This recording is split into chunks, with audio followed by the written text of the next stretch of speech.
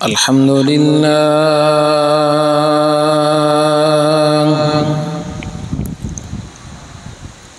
لله رب العالمين، والصلاة والسلام على سيد الأنبياء وأشرف المرسلين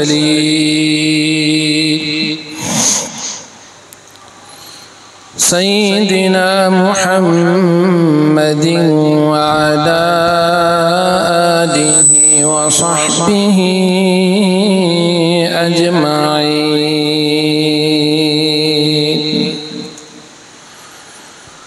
أما بعد، فأعوذ بالله من الشيطان الرجيم. بسم الله الرحمن الرحيم. وما أمروا إلا ليعبدوا الله مخلصين له الدين. صدق الله مولانا العلي العظيم. وقال النبي صلى الله عليه وسلم: من أحب لله وأبغض لله وأعطى لله ومنع لله فقد استكمل الإيمان، أو كما قال صلى الله تبارك وتعالى عليه وعلى آله وصحبه وبارك وسلم تسليما كثيرا كثيرا كثيرا. سبحانك لا علم لنا إلا ما علمتنا، إنك أنت العليم الحكيم. اللهم انفعنا بما علمتنا وعلمنا ما ينفعنا وزدنا علما. رب اشرح لي صدري ويسر لي أمري واحلل عقدة من لساني يفقه قولي. محترم حاضرین، میں نے آپ حضرات کے سامنے قرآن مجید کی آیت کا وہ حصہ تلاوت کیا جس میں اللہ تبارک و تعالی نے تمام بندوں کو اخلاص کے ساتھ اللہ کی عبادت کرنے کا حکم دیا ہے. مومن کا ہر کام، مسلمان کا ہر عمل اللہ کے لیے ہوتا ہے. اگر ہمارے کام میں خلوص نہ ہو، اخلاص نہ ہو، للہیت نہ ہو، رضائے الہی کے حصول کا جذبہ نہ ہو تو ہمارا کام بیکار ہے. اس سے کوئی چیز ہم کو حاصل نہیں ہوتی، کوئی فائدہ اس کا نہیں ہوتا. ثواب تو دور کی بات ہے، الٹا عذاب میں بندہ مومن کو گرفتار ہونا پڑتا ہے. بجائے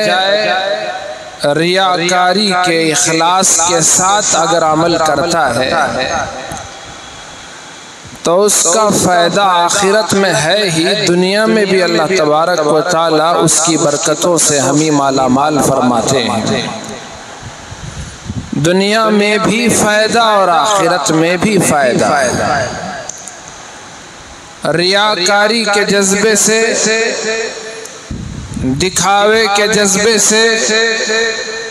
یا مال کمانے، مال کی محبت کے جذبے سے،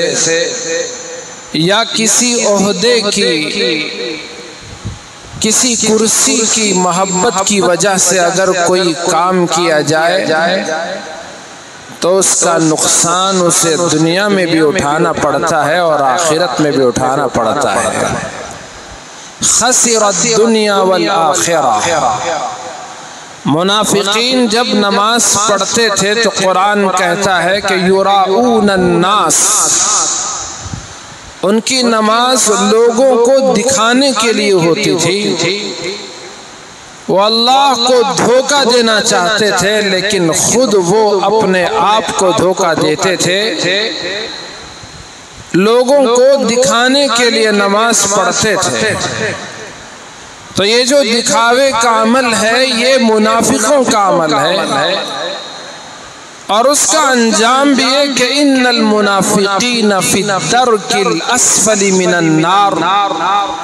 بے شک منافقوں کو جہنم کا سب سے نچلے ٹھکانے میں مقام ملے گا، ٹھکانہ ملے گا۔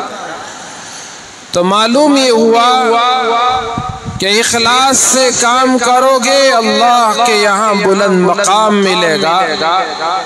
ریاکاری، دکھاوے، نام و نمود، کرسی، عہدے کی محبت میں، پیسے کے لالچ میں کام کرو گے تو عذاب میں گرفتار ہونا پڑے گا۔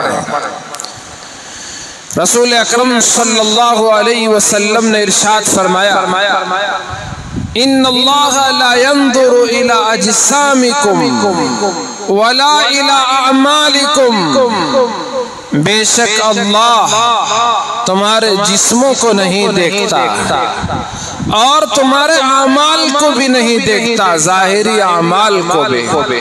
اور پھر خداوند قدوس دیکھتے کیا ہیں؟ حضور نے ارشاد فرمایا وَلَكِنْ يَنْظُرُ إِلَىٰ قُلُوبِكُمْ، اللہ تبارک و تعالیٰ تمہارے دلوں کو دیکھتے ہیں، دلوں میں رہنے والی نیتوں کو دیکھتے ہیں کہ ان نیتوں میں تمہارا مقصد کیا ہے، کس ارادے سے تم نے کام کیا ہے۔ اللہ رب ذوالجلال اسی کو دیکھنا چاہتے ہیں۔ جو بندہ اللہ کے لیے عمل کرتا ہے اللہ اس سے اجر و ثواب عطا کرتے ہیں، اور جس کے دل میں اللہ کے علاوہ، رب کی رضامندی کے علاوہ کوئی اور خفیہ ارادہ ہو، نیت چھپی ہوئی ہو، تو اللہ اسے بھی جانتا ہے۔ لا تدرکہ الابصار وہو یدرک الابصار، آنکھیں اللہ کو تو نہیں دیکھتی لیکن اللہ رب ذوالجلال آنکھوں کو بھی دیکھتا ہے، نظروں کو بھی جانتا ہے، دلوں کو بھی دیکھتا ہے، اور دلوں میں چلنے والی نیتوں کو بھی دیکھتا ہے، اور ہمارے دماغوں کو بھی پرکھتا ہے، ان میں چلنے والے ارادوں کو بھی جانتا ہے۔ تو حضور نے فرمایا کہ اللہ رب ذوالجلال تمہارے دلوں کو دیکھتے ہیں کہ کس نیت کے ساتھ تم نے عمل کیا ہے، کیا نیت تھی تمہارے نماز پڑھنے کی، کیا ارادہ تھا تمہارے حج کرنے کا، کیا نیت تھی تمہارے زکوٰۃ دینے کی، کیا نیت تھی تمہارے کسی کے غریب کے کام آنے کی۔ اگر نیت درست ہے تو پھر اللہ رب ذوالجلال کے یہاں اجر و ثواب کی امید رکھو، اس کے یہاں تمہارے پاس اونچا مقام اور مرتبہ ہے۔ اللہ نے جنت بنائی بندوں کے لیے، ان بندوں کے لیے جو بندے اللہ کے لیے نیک اعمال کرتے ہیں، اللہ کو راضی کرنے کے لیے سب کچھ کرتے ہیں، اور ان کا جینا اور مرنا اللہ کو خوش کرنے کے لیے ہوتا ہے۔ ان صلاتی ونسکی ومحیای ومماتی للہ رب العالمین، ہم نے چند دن پہلے قربانی دی، کس کے لیے ہم نے جانوروں کو قربان کیا؟ کیا اس لیے کہ محلے والے کہیں کہ بڑا مالدار ہے، 3 لاکھ کا بیل اس نے خریدا، 60,000 کا بکرا اس نے قربان کیا، یہ نام کمانے کے لیے؟ کہ کتنا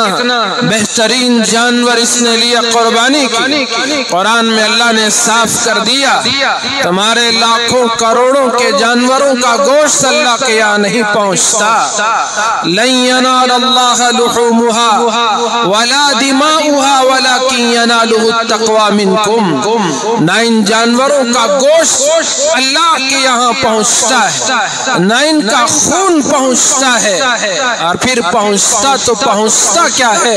اللہ نے فرمایا وَلَكِنْ يَنَالُهُ التَّقْوَى مِنْكُمْ، جو تقوی، جو پرہیزگاری، جو اللہ کے لیے نیک نیتی تمہارے دل میں چھپی ہوئی تھی، وہی نیک نیتی اللہ کے دربار میں پہنچتی ہے اور اللہ اسی کو دیکھنا چاہتے ہیں۔ لن ينال الله لحومها ولا دماؤها ولكن يناله التقوى منكم۔ چاہے قربانی کا عمل ہو، چاہے حج کا عمل ہو، وَلِلَّهِ عَلَى النَّاسِ حِجُّ الْبَيْتِ مَنِ اسْتَطَاعَ إِلَيْهِ سَبِيلًا، چاہے نماز جیسی عبادت ہو، چاہے زکوٰۃ جیسا فریضہ ہو، سب کا سب اللہ کے لیے ہو۔ آدمی روزہ رکھے تو روزہ اللہ کے لیے ہو، تبھی اللہ کے یہاں قابل قبول ہوگا۔ ہم کسی کے پاس کسی کو کچھ دیتے ہیں، عطیہ دیتے ہیں، سخاوت کرتے ہیں، غریب کے کام آتے ہیں، یتیم کا سہارا بنتے ہیں، بیوہ کا سہارا بنتے ہیں، مسکینوں، محتاجوں، غریبوں، فقیروں کے کام آتے ہیں۔ اگر یہ کام کرنے میں، ان کا ساتھ دینے میں، ان پر خرچ کرنے میں اللہ کی رضا مطلوب ہو تو کامیاب ہے، اور اگر یہ مطلوب نہیں تو پھر ناکام و نامراد ہو جائے گا۔ حدیث پاک میں آیا، سرکار دو عالم جناب محمد الرسول اللہ صلی اللہ علیہ وسلم نے ارشاد فرمایا، کل قیامت میں سب سے پہلے جس کا حساب ہوگا، جس کی پیشی ہوگی، وہ ایک شہید ہوگا جس نے راہ حق میں جہاد کرتے کرتے اپنی جان گنوا دی، شہادت کا جام نوش کر لیا۔ رب تعالیٰ کے دربار میں اس کی پیشی ہوگی، اللہ رب ذوالجلال اسے اس کی نعمتوں کو یاد دلائے گا۔ مثال کے طور پر سمجھنے کے لیے میں عرض کر رہا ہوں، حدیث میں صرف نعمتوں کے یاد دلانے کا تذکرہ ہے، میں سمجھانے کے لیے عرض کر رہا ہوں۔ اسے بتایا جائے گا تجھے طاقت دی گئی، تجھے بہادری دی گئی، مضبوط جسم دیا گیا، توانا و تندرست بنایا گیا، صحت سے تجھے آراستہ کیا گیا، اور تیری خوبصورت آنکھیں، تیرا یہ سارا وجود اور ساری نعمتیں جو تجھے میں نے عطا کی، بچا تو نے اس کا کیا حق ادا کیا، اس کے ذریعے سے تو نے میرے حکموں پر کیسا عمل کیا۔ وہ بندہ جس نے اپنی جان جہاد کرتے کرتے گوا دی، دشمنوں کی تلوار سے اسے شہادت ملی، وہ عرض کرے گا، اے اللہ تیری نعمتیں تو مجھے یاد ہیں، ہاں تو نے یہ ساری نعمتیں عطا کی، اور میں نے اس کا یہ حق ادا کیا کہ جہاد کرتے کرتے تیرے راستے میں اپنی جان کو قربان کر دیا، میں نے شہادت کا جام نوش کر لیا۔ اللہ تبارک و تعالیٰ اس سے کہے گا، تو جھوٹ کہہ رہا ہے، تو تیری بات میں جھوٹا ہے، تو نے بہادری دکھائی، اس لیے دکھائی کہ لوگ تجھے بہادر کہیں، تو نے دلیری دکھائی، اس لیے دلیری دکھائی کہ لوگ تجھے دلیر کہیں، تو نے لڑتے لڑتے جان تو گنوائی، جان تو قربان کی، لیکن تو نے اپنے نام کے لیے قربان کی، جا دنیا میں لوگوں نے تیری تعریف کر دی، لوگوں نے تیرے لیے بہادر کا لفظ استعمال کر لیا، اب وہ تیری جو نیت تھی وہ تو پوری ہو گئی، آج تجھے کچھ نہ ملے گا۔ اللہ رب ذوالجلال کی طرف سے فرشتوں کو حکم ہوگا، اس بدبخت کو پکڑو اور منہ کے بل جہنم کی آگ میں پھینک دو، اور اسے فرشتے لے جائیں گے، منہ کے بل اوندے منہ جہنم کی آگ میں اس کو گرا دے۔ موت تو ہر ایک انسان کو آنی، کوئی اس سے دور بھاگ نہیں سکتا۔ وَلَوْ كُنْتُمْ فِي بُرُوجٍ مُشَيَّدَةٍ، مضبوط قلعوں میں بھی اگر کوئی بن رہے اپنے آپ کو محفوظ کر لے تو بھی وہ موت کے فرشتے سے نہیں بچ سکتا۔ كُلُّ نَفْسٍ ذَائِقَةُ الْمَوْتِ، ہر ایک کو موت کا مزہ چکھنا ہے۔ كُلُّ مَنْ عَلَيْهَا فَانٍ، ایک دن وہ بھی آئے گا، یہ آسمانوں کا وجود ختم ہو جائے گا، زمین کا وجود بھی ختم ہو جائے گا، ان دونوں کے درمیان رہنے والے مخلوق کا کیا پوچھنا، وہ بھی ناپید ہو جائے گی، ختم ہو جائے گی۔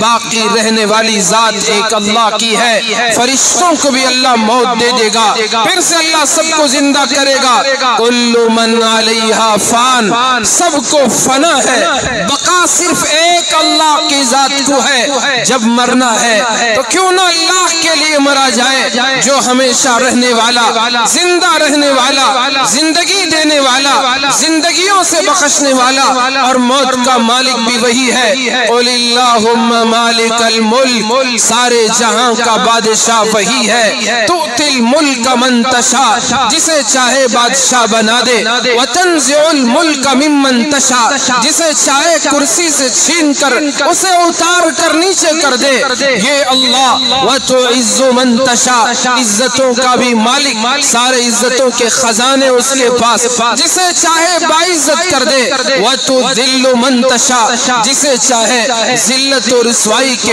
کھڈے میں گرا دے۔ وَتُذِلُّ مَن تَشَاءُ بِيَدِكَ الْخَيْرُ، ساری بھلائی اللہ کے ہاتھ میں ہے۔ إِنَّكَ عَلَى كُلِّ شَيْءٍ قَدِيرٌ، وہ ہر چیز پر قادر ہے۔ عزتوں کے نقشے میں ذلیل و رسوا کر دینے والا، ذلتوں کے نقشے میں عزتوں سے مالا مال کر دینے والا، جینے کے زندگی کے آثار میں موت کے گھاٹ اتار دینے والا، موت کے نقشے میں جلا کر زندگی دے کر زندہ رکھنے والا، وہ اللہ تبارک و تعالی، وہ اللہ ہے جس نے ہم کو بھی پیدا کیا، ہمارے آبا و اجداد کو پیدا کیا، ساری نعمتوں سے مجھے اور آپ کو سرفراز فرمایا۔ تو یہ زندگی اسی کے لیے جینا ہے، اور جب موت آئے تو اسی کے لیے مرنا ہے۔ اسی لیے اللہ تبارک و تعالیٰ نے جگہ جگہ قرآن مجید میں اللہ کے لیے اعمال کرنے کی تاکید کی۔ وَمَا أُمِرُوا إِلَّا لِيَعْبُدُوا اللَّهَ،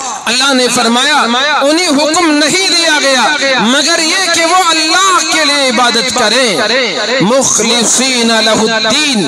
دین کو خالص اس کے لیے کرتے ہوئے اللہ کے لیے عبادت کریں۔ ہر کوئی اس بات کا محتاج ہے کہ اس کی نیت درست ہو، وہ اللہ کے لیے ہر کام کرنے والا بنے۔ اگر آدمی ایک مسلمان اللہ کے لیے عمل کرنے والا بن جاتا ہے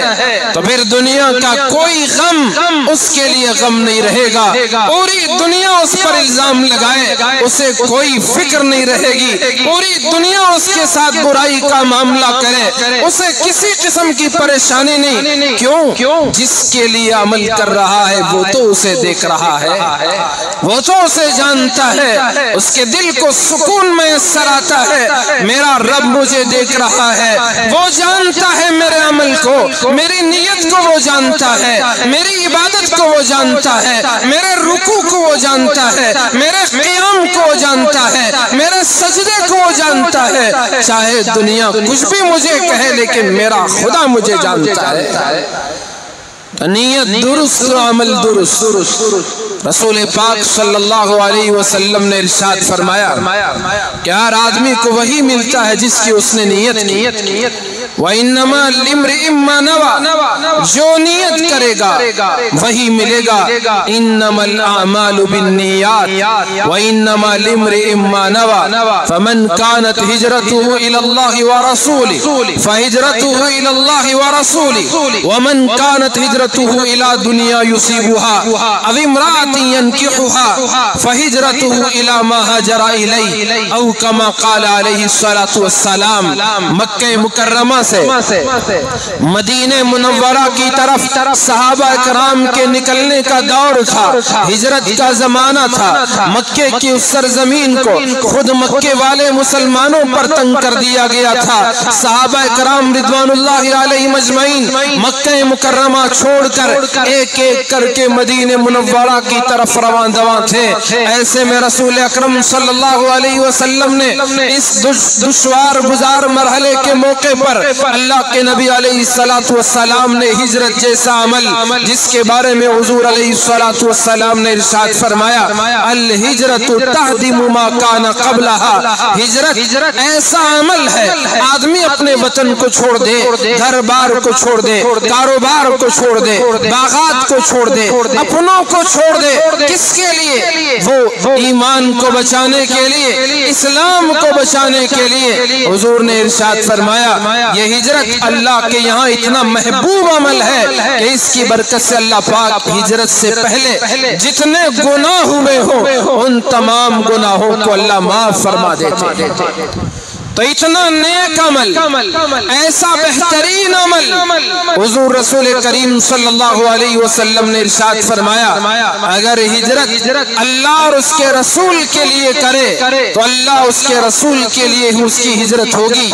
اس پر اسے اجر ملے گا، اس پر اسے ثواب ملے گا، اس کے اعمال کو آخرت کے لیے ذخیرہ بنا لیا جائے گا۔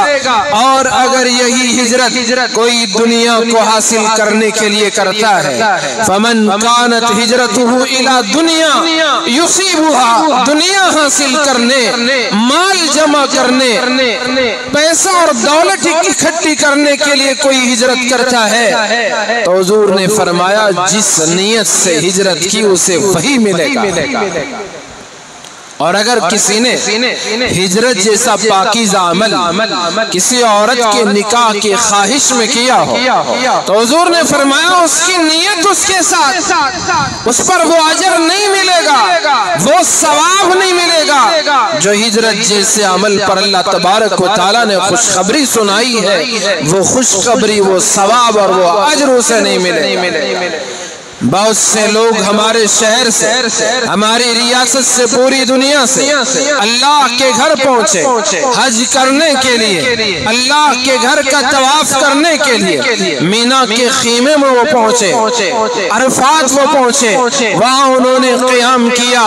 فریضہ حج کو ادا کیا، مزدلفہ میں وقوف کیا، مینا میں رمی کی، قربانی کی، تمام مناسک کو ادا کیا، مکے میں قیام کیا، طواف کیا، صفا مروہ کی سعی کی اور مقامات مقدسہ میں ان کی حاضری ہوئی، نماز حرمین شریفین میں انہوں نے ادا کی، مسجد حرام میں نماز ادا کی جہاں کی ایک نماز 1,00,000 نماز کے برابر ثواب رکھتی ہے۔ یہ تمام ارکان انہوں نے ادا کیے۔ اللہ رب ذوالجلال نے ارشاد فرمایا، رسول پاک علیہ السلام نے حدیث میں ان کے لیے یہ خوشخبری سنائی کہ یہ لوگ اللہ کے مہمان ہیں، الحجاج والعمار وفد اللہ، کتنے خوش نصیب ہیں یہ حاجی کہ یہ اللہ کے مہمان بنے، کتنے سعادت مند ہیں یہ عمرہ کرنے والے، یہ اللہ کے مہمان بنے، اللہ کے یہ مہمان تو اللہ ان کا میزبان ہے۔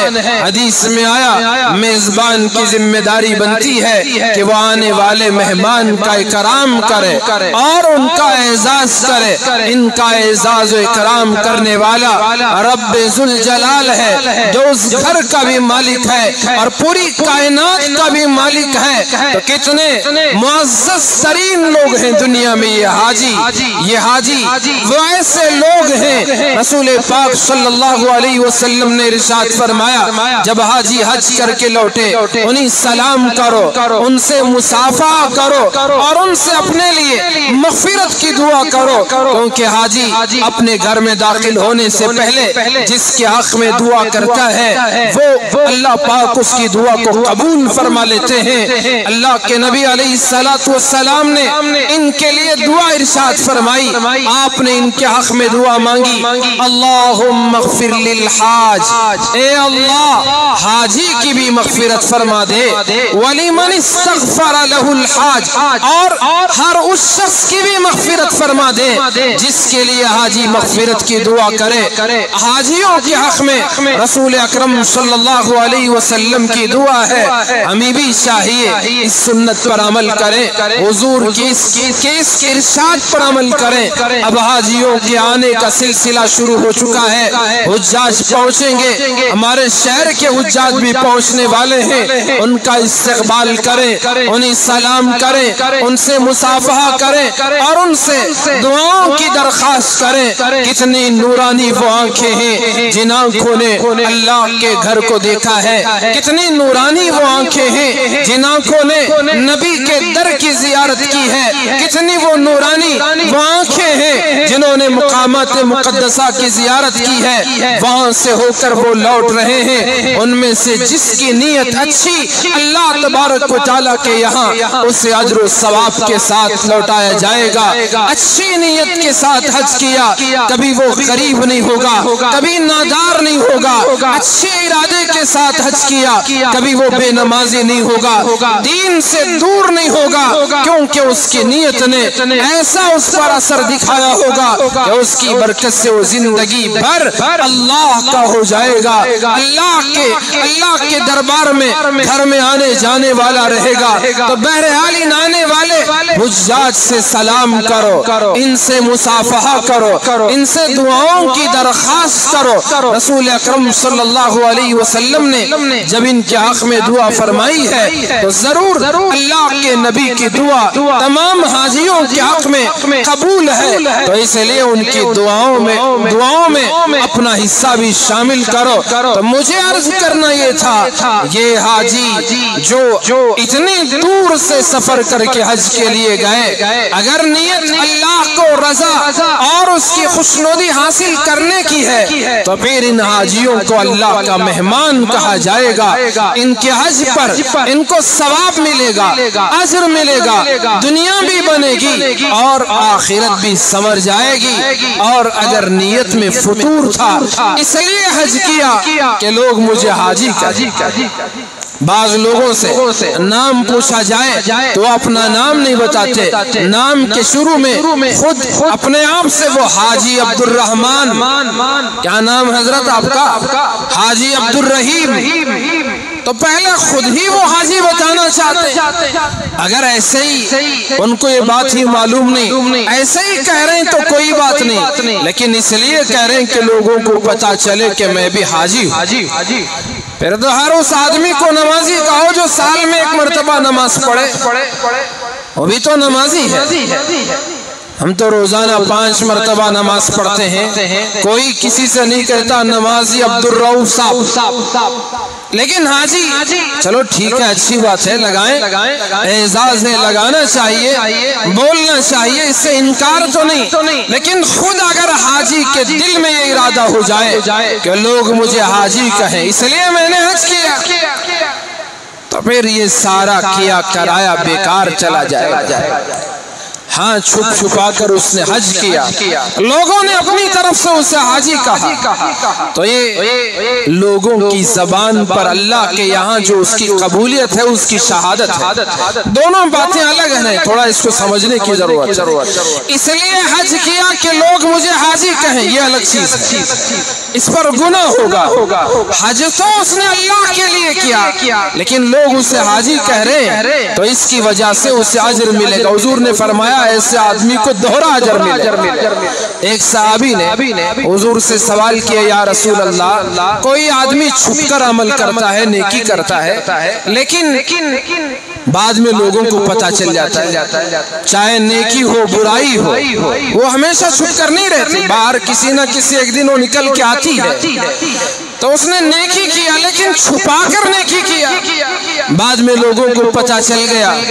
اور اس پر وہ خوش بھی ہو رہا ہے۔ تو صحابی کے پوچھنے کا مطلب یہ تھا، یا رسول اللہ، کیا اس پر اس کو اجر ملے گا،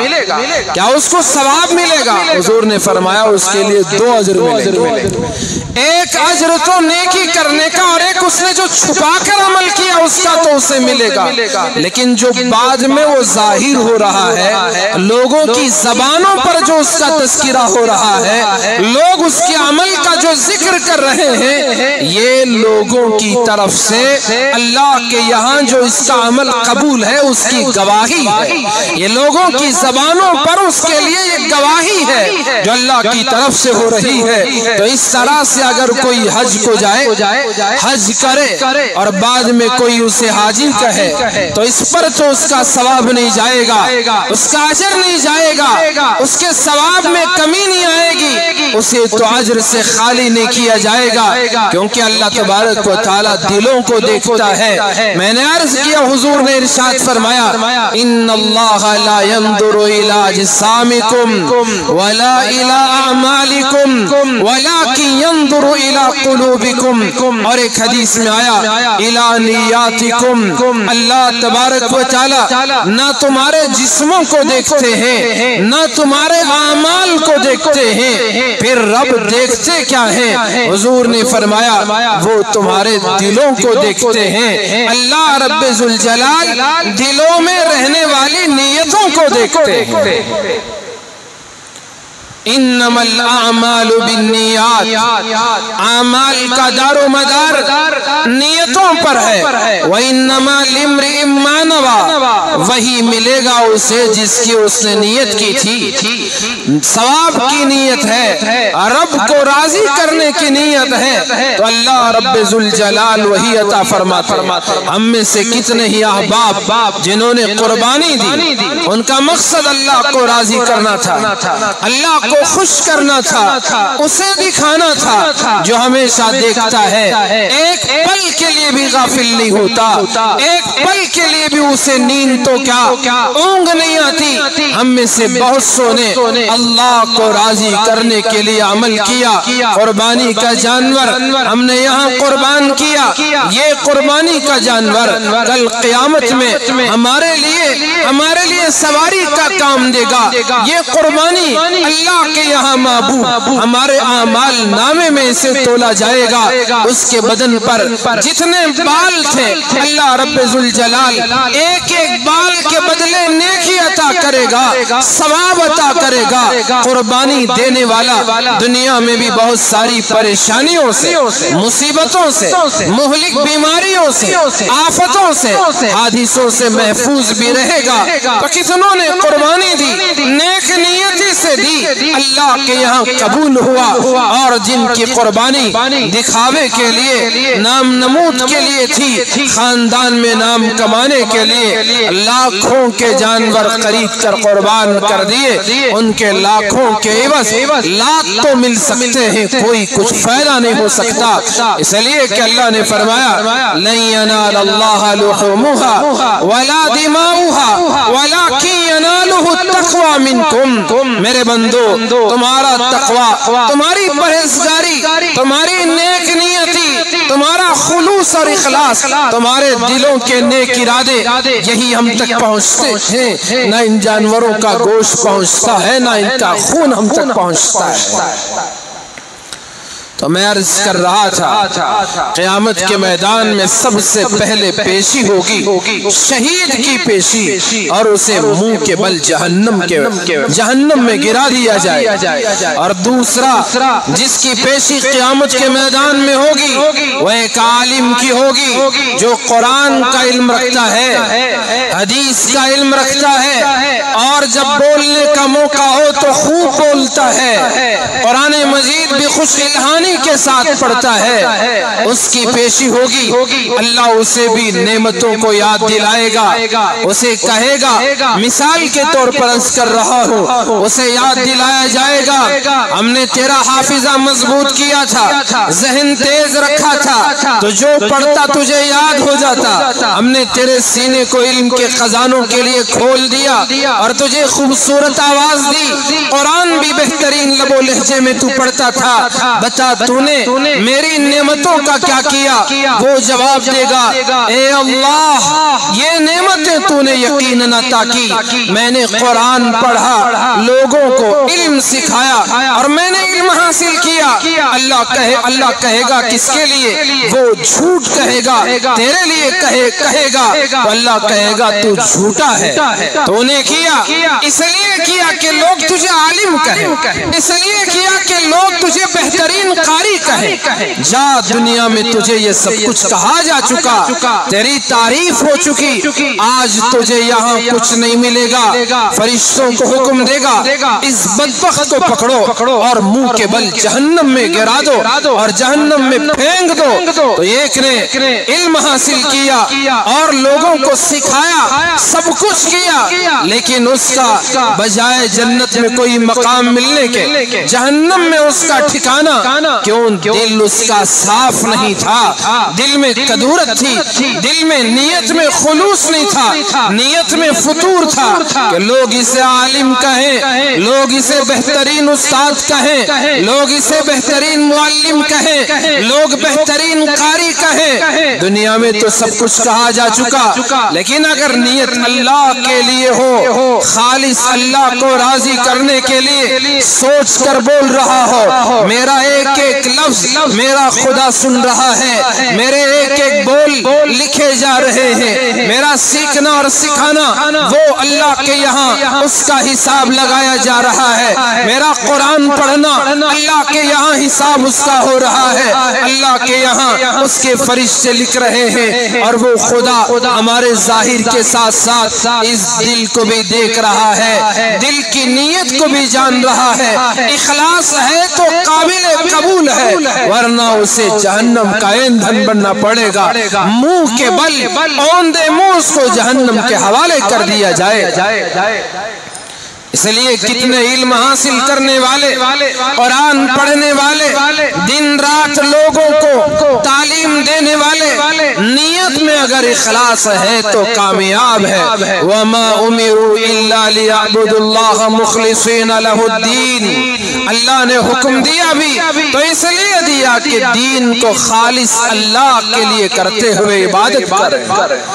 اور اگر نیت میں فطور ہے تو اس کا دنیا میں بھی قصور ہے اور آخرت میں بھی قصور ہے، نقصان ہی نقصان۔ اور تیسرا حساب اس آدمی کا قیامت میں ہوگا جس کو اللہ نے مال و دولت کے انبار لگا دی، وہ دولت کے خزانے اللہ نے اس کو عطا کر دیے، خزانوں کی چابیاں گویا اس کو مل چکی تھیں، وہ جس زمین کو خریدتا وہ کم میں خریدے وہ کروڑوں کی زمین بن جائے،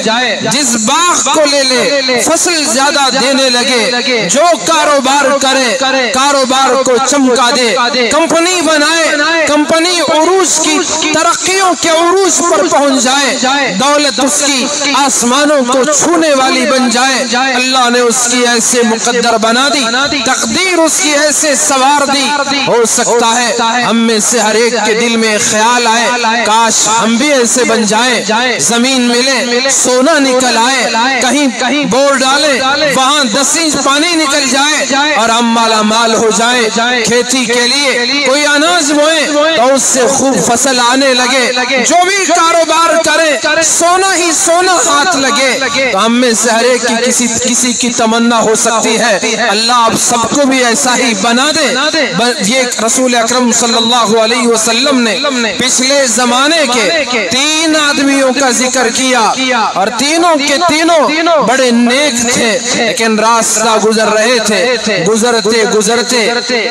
ایک راستے میں ایسا ہوا کہ بارش تیز ہوئی، موسلا دھار بارش آئی، انہوں نے بارش سے بچاؤ کے لیے ایک غار میں پناہ لی، اور وہ پہاڑ کی چوٹی پر چھوٹا سا غار جس میں تینوں نے پناہ لی، بارش تیز ہوئی، کسی طرح سے ہوا نے ایک چھوٹے سے چٹان کو ان کی طرف دھکیلا اور وہ چٹان گرتے گرتے ان کے غار کے منہ پر آ کر وہ ایسے منطبق ہوا، ایسے فٹ ہو گیا کہ ان کو سورج کی شعائیں بھی پہنچنا اور روشنی پہنچنا مشکل ہو گئی۔ تو انہوں نے آسمان کی طرف نگاہ کیا، چٹان اوپر ہے، باہر نکلنے کا کوئی راستہ نہیں، جس راستے سے اس سرنگ میں اس غار میں وہ اندر گئے تھے وہی راستہ بند ہو گیا۔ انہوں نے زور لگا لیا، چٹان ہٹنا تو دور کی بات، حرکت بھی نہیں کر رہا تھا، کیا کیا جائے؟ ان میں سے ایک نے کہا تم اپنے اعمال پہ نظر ڈالو، تمہاری نیکیوں پر ذرا غور کرو، تم نے کوئی ایسی نیکی کی ہوگی جو صرف اللہ کے لیے تم نے کی ہوگی، تو اس نیکی کو یاد کرو اور اس کے صدقے، اس کے وسیلے سے اللہ سے دعا مانگو، ہو سکتا ہے کہ ہماری یہ مصیبت ٹل سکتی ہے۔ اس میں سے ایک نے دعا کی، اے باری تعالیٰ تو جانتا ہے کہ میرے بوڑھے ماں باپ تھے، کمزور ہو چکے تھے، میری بیوی بھی تھی اور چھوٹے چھوٹے بچے بھی تھے، میں ان کے لیے جنگل جاتا، محنت کرتا اور اپنے شام آ کر اپنے جانوروں کا دودھ دوہتا نکالتا، اور شام میں پہلے میں اپنے ماں باپ کو دودھ پیش کرتا تھا، اور جب وہ اس دودھ پی کر فارغ ہو جاتے تو اس کے بعد بیوی بچوں کو دودھ دیتا تھا۔ اے اللہ تو جانتا ہے میرا یہ روزانہ کا معمول تھا،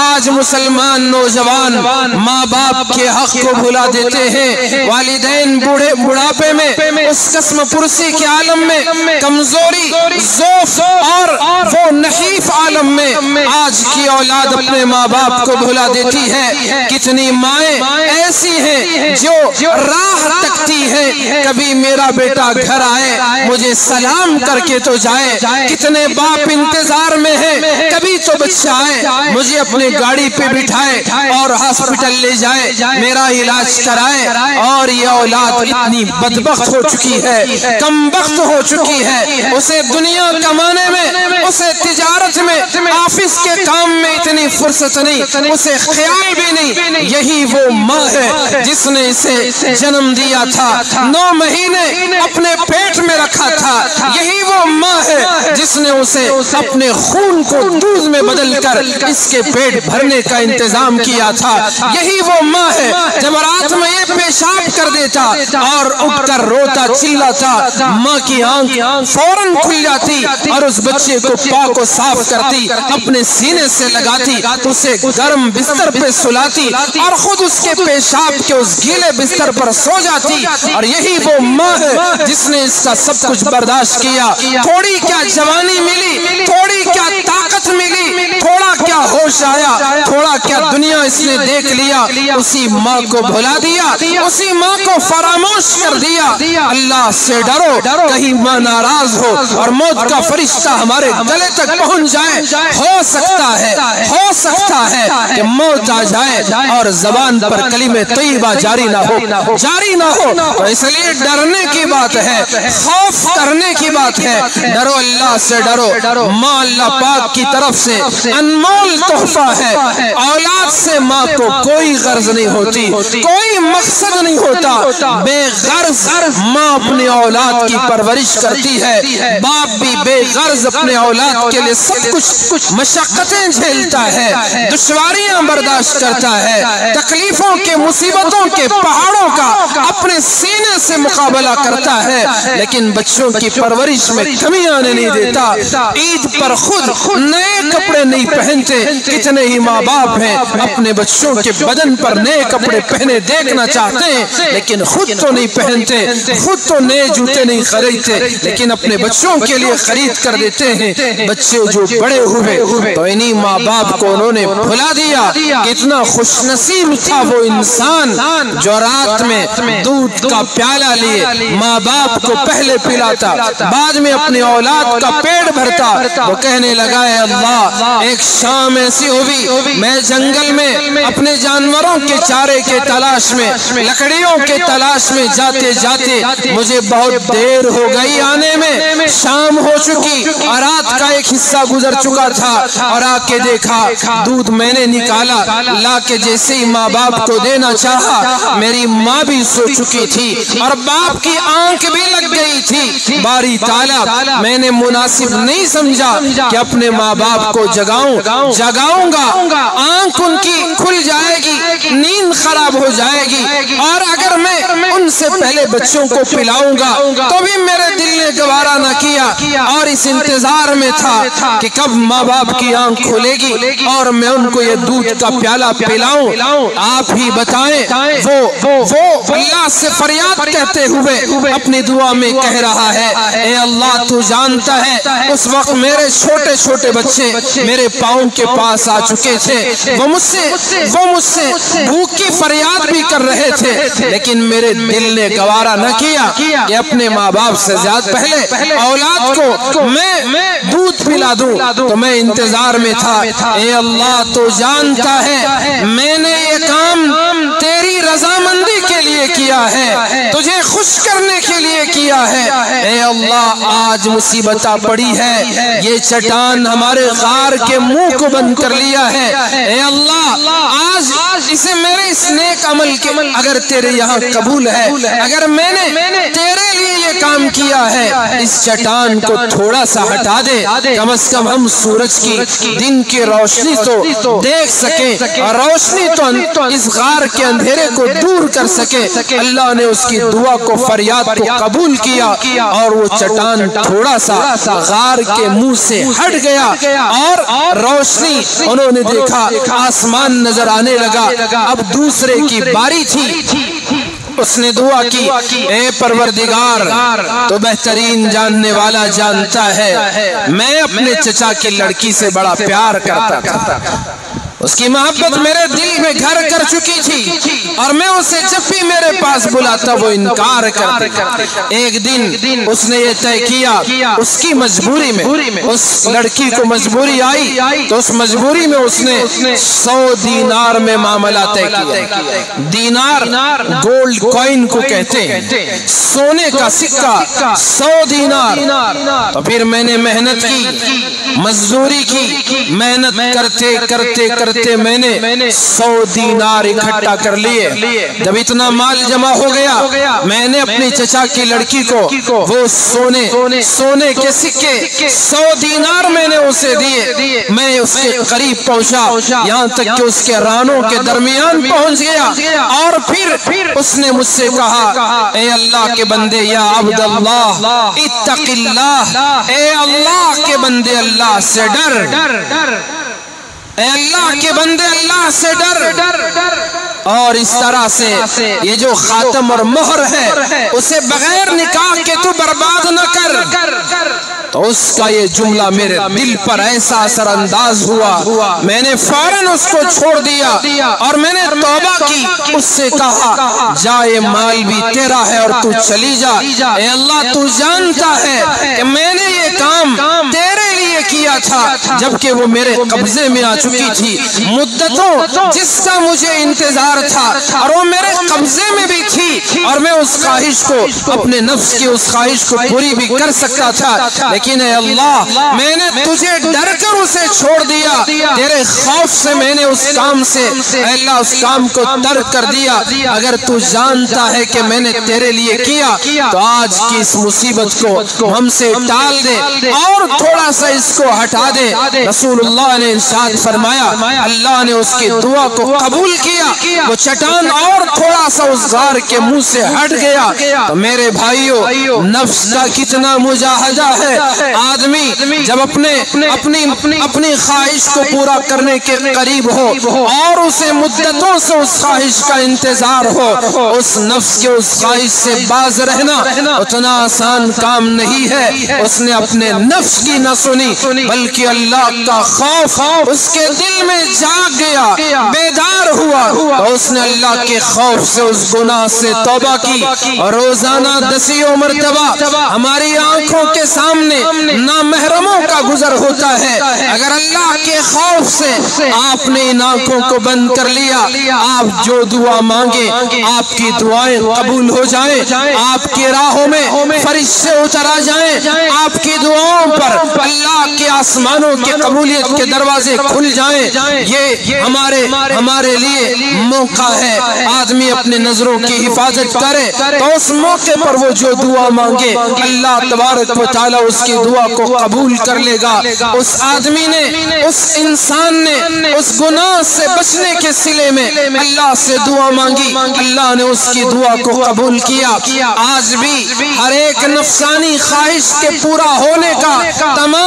تمام سامان اکٹھا ہو، اگر بندہ اپنے نفس کو روک لیتا ہے اور اس وقت اللہ سے دعا کرتا ہے تو اللہ تبارک و تعالی اس کی دعا کو قبول فرما لیتا ہے۔ وہ چٹان اور تھوڑا ہٹ گیا، تیسرے کی باری تھی۔ اب اس نے دعا کی، پروردگار میں نے ایک کام کے لیے مزدوروں کو بولا، مزدور کام کر رہے تھے، دوپہر ہو چکی، آدھے دن کے بعد ایک مزدور آیا، اس نے بھی مزدوری کی اور وہ مزدور اتنا محنتی تھا، آدھے دن میں دوسرے مزدوروں نے ایک پورے دن میں جتنا کام کیا اس نے آدھے دن میں وہ کام کیا۔ میں نے ان سب کے لیے ایک سا چاول، اناج ان کے لیے میں نے مزدوری مقرر کی تھی، ایک سا کے 3.5 kg ہوتے ہیں، 3.5 کلو ہر مزدور کی مزدوری شام میں دینی تھی۔ تو میں نے اس آدمی کو جس نے آدھے دن مزدوری کی لیکن کام پورے دن کا کیا، اس کو بھی میں نے 3.5 کلو چاول دیا۔ تو ان مزدوروں میں سے ایک وہ مزدور جس نے پورا دن کام کیا مجھ سے ناراض ہو، وہ کہنے لگا آدھے دن والے کو بھی آپ نے پورے دن کی مزدوری دی، یہ ہمارے ساتھ ناانصافی آپ نے کی ہے۔ اور وہ غصہ ہو گیا، مزدوری کے چاول چھوڑ دی اور چلا گیا۔ مدتوں بیت گئے، میں نے اس چاول کو لیا، میری زمین میں اسے بویا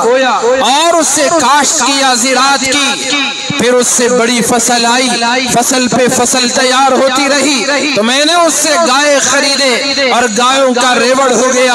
ان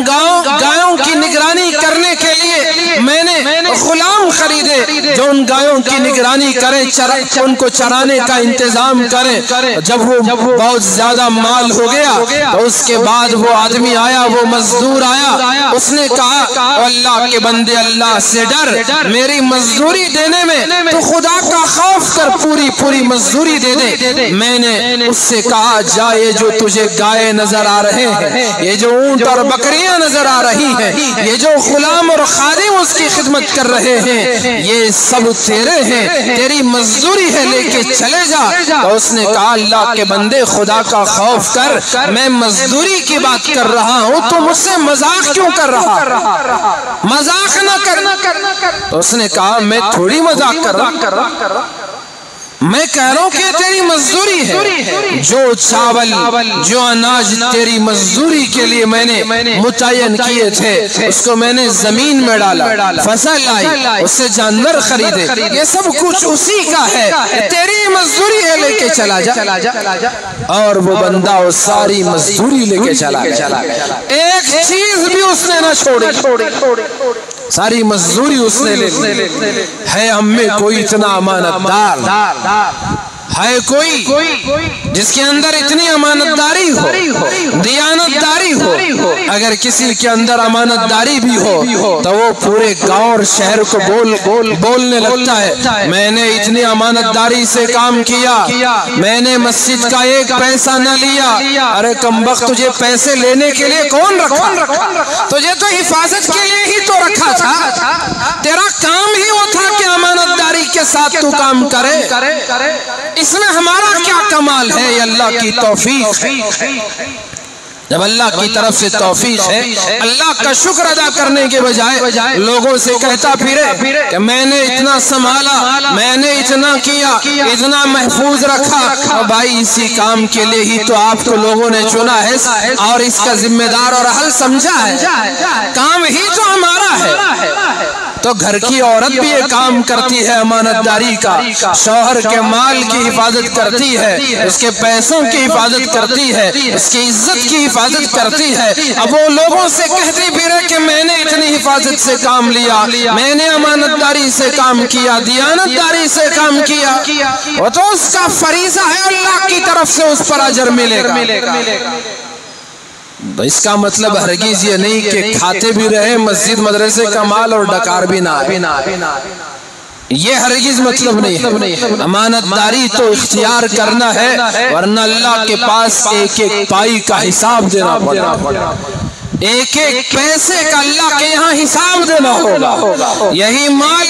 جو امانت داری کے ساتھ ہمیں رکھنا تھا، اس میں خیانت کی، ایک ایک پیسہ جہنم کی آگ میں کنورٹ ہو جائے اور اللہ کے یہاں اس کی پیشی کے وقت حساب دینا پڑے۔ تو غرض میں عرض کر رہا تھا کیا امانت دار و انسان ہوگا؟ اس نے کہا اللہ تو جانتا ہے میں نے تیرے لیے کیا، اگر تو یہ جانتا ہے کہ میں نے تیرے لیے وہ کام کیا تو اس مصیبت کو ہم سے ٹلا دے اور اس چٹان کو ہم سے دور کر دے۔ رسول اکرم صلی اللہ علیہ وسلم نے ارشاد فرمایا کہ اللہ پاک نے فوراً اس چٹان کو وہاں سے ہٹا دیا اور ان کی غار کا منہ کھل گیا اور باہر نکلا۔ تو عرض کرنا یہ ہے، میرا عنوان یہ تھا،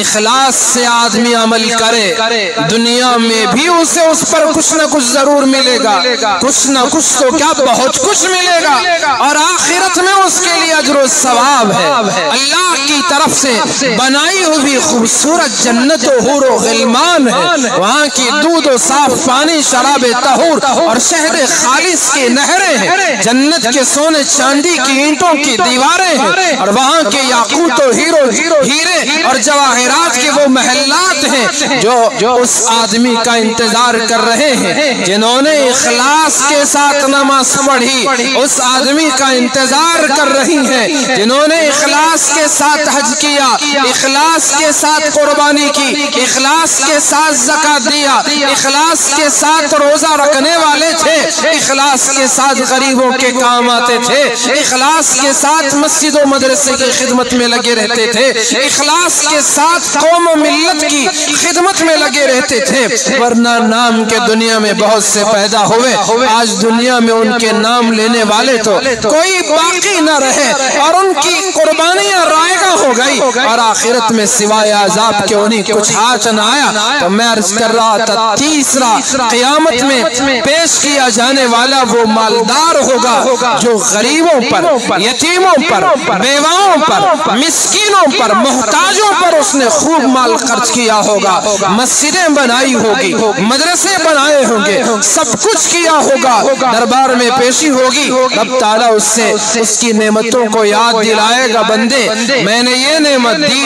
مال و دولت کے انبار دے دیے، بتا تو نے ان کا کیا کیا؟ تو وہ کہے گا اے اللہ میں نے یہ کیا، وہ کیا، سب کچھ تیرے لیے کیا۔ اللہ کہے گا تو جھوٹ بول رہا ہے، تو جھوٹا ہے، تو نے میرے لیے نہیں کیا، اس لیے کیا تھا کہ لوگ تجھے سخی کہیں، مالدار کہیں، تجھے فیاض کہیں، جود و سخا والا کہیں، جواد کہیں، اس لیے تو نے کیا تھا، اور لوگوں نے تیری ایسی تعریف بھی کر دی۔ آج تجھے یہاں کچھ نہیں ملے گا، اللہ فرشتوں کو حکم دے گا کہ اس کو پکڑو اور منہ کے بل اوندے منہ جہنم میں پھینک دو، فرشتوں اسے پکڑیں گے اور منہ کے بل جہنم میں پھینک دیں گے۔ اللہ رب ذوالجلال مجھے بھی آپ کو بھی ہر کام اللہ کے لیے کرنے کی توفیق عطا فرمائے، اخلاص نصیب فرمائے، اللہ کی رضا اور خوشنودی کے لیے چھوٹے سے چھوٹا کام بھی اور بڑی سے بڑی نیکی بھی ہم سب کو کرنے کی توفیق عطا فرمائے، آمین ثم آمین، وآخر دعوانا ان الحمدللہ رب العالمین۔